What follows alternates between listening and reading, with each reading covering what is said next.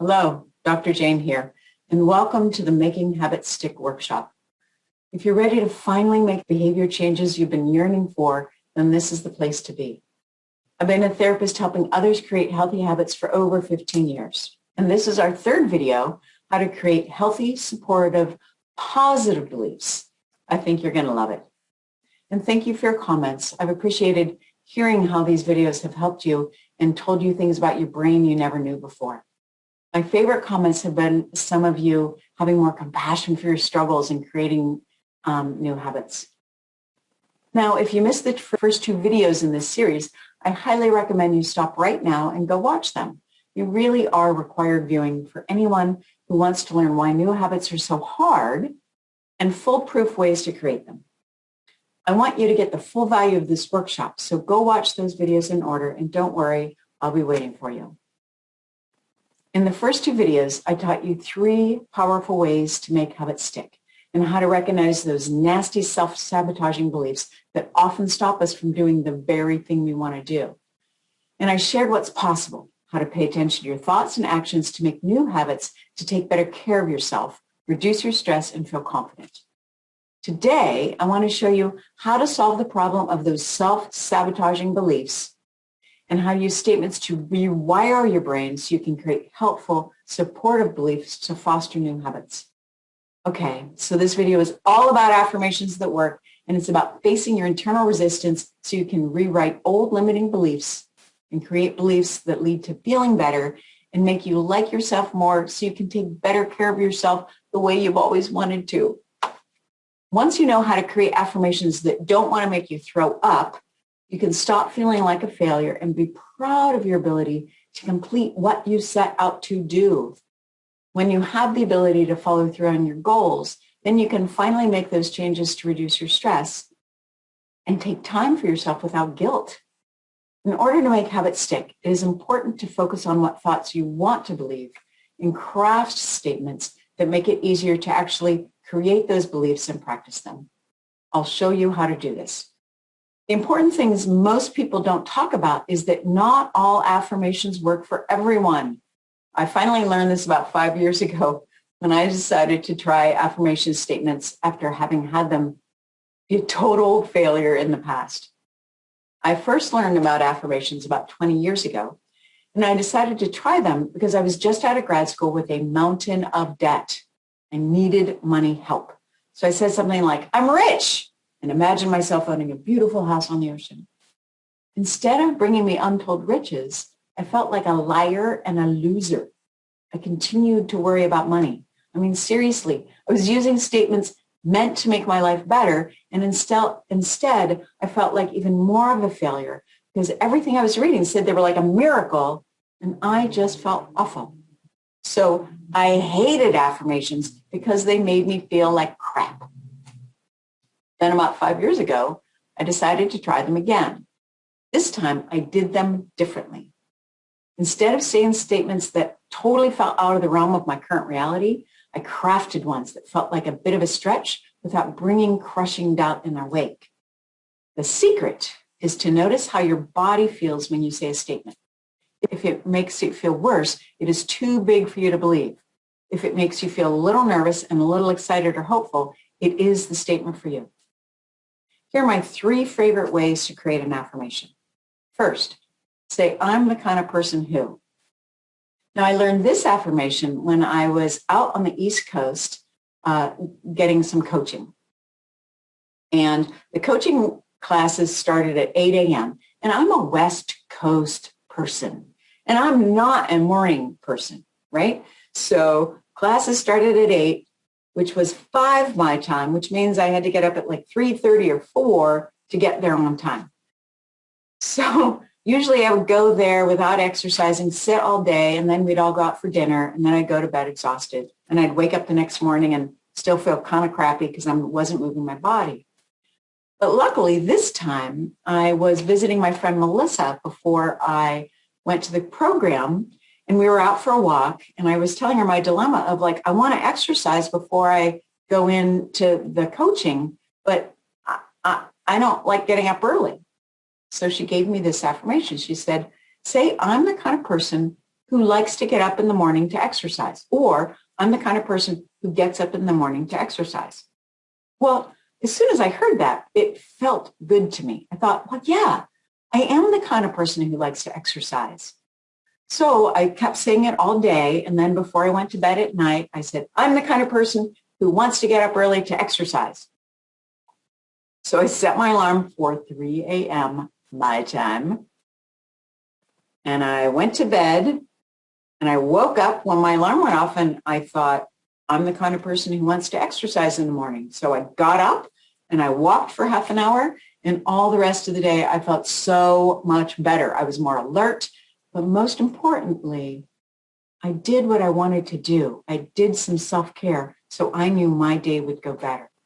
The second affirmation tip is to say, I'm beginning to.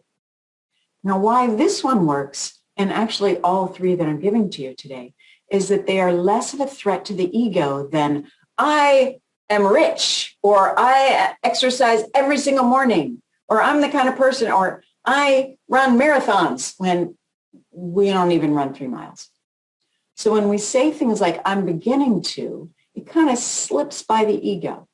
Now, why this is important is because the ego's job is to keep us safe.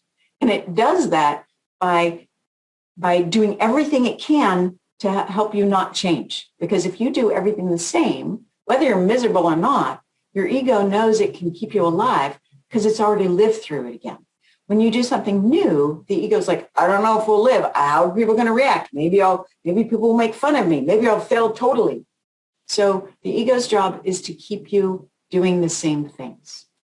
Our heart keeps wanting us to do different things. So that's why we do stuff like changing our habits and using affirmations.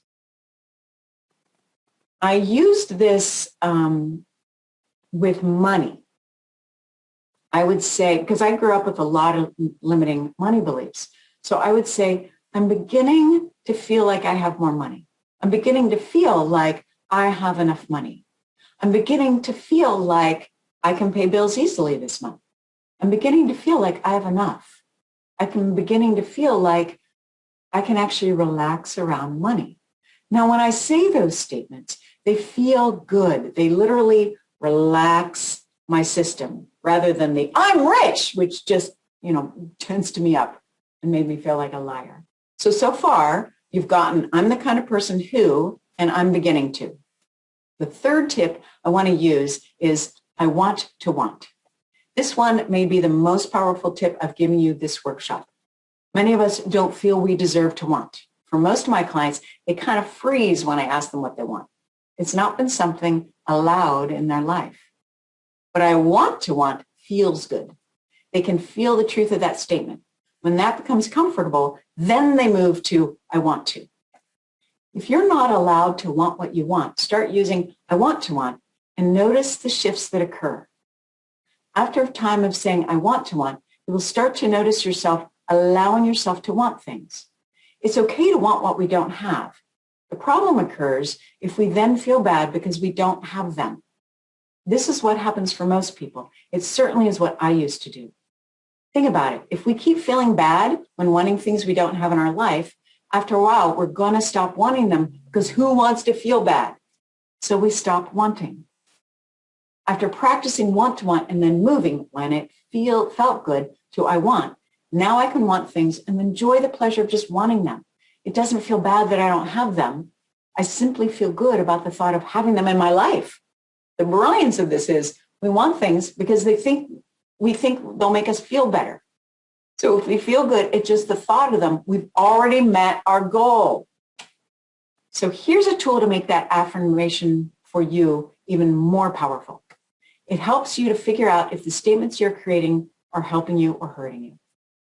Say it and see how you feel. I mentioned this a little earlier. Here are 3 options about how affirmations can make you feel. 1, they make you feel like a fraud, like my I'm wealthy affirmation I used fresh out of grad school with so much debt. 2, you feel a bit scared, but also a bit excited. Then it is your edge. Use it when you feel good enough to stretch yourself.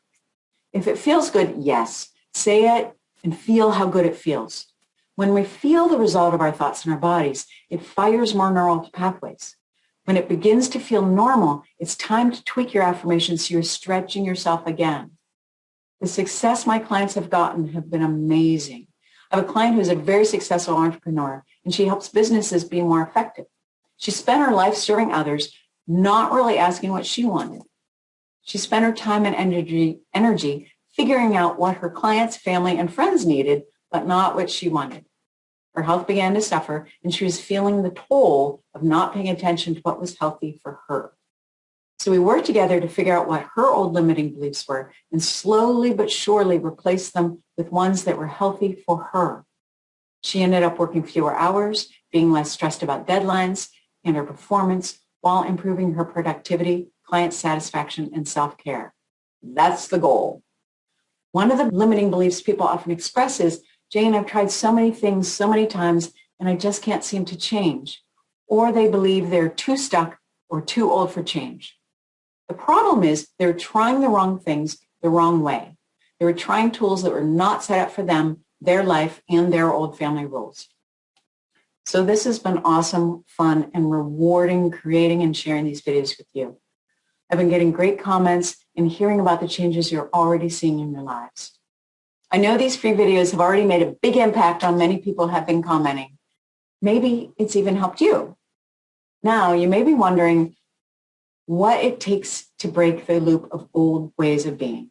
Old beliefs are hard to change.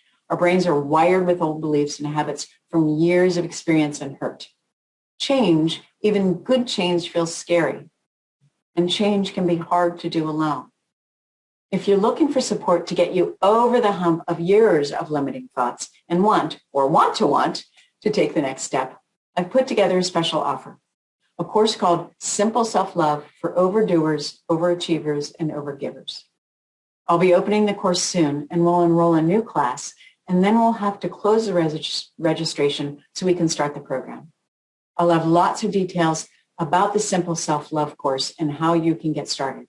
So look for that email very soon. In the meantime, I would love to hear about how the tools I gave you in these 3 videos are working in your life and the internal changes you're noticing. Scroll down and leave a comment for me or email me and hit that YouTube like button. But most important, leave a comment for me. I'll read every comment and respond to them, and I would love to hear from you. I hope to see you in the Simple Self-Love course. Bring a friend and it'd be even more fun. In the meantime, take good care.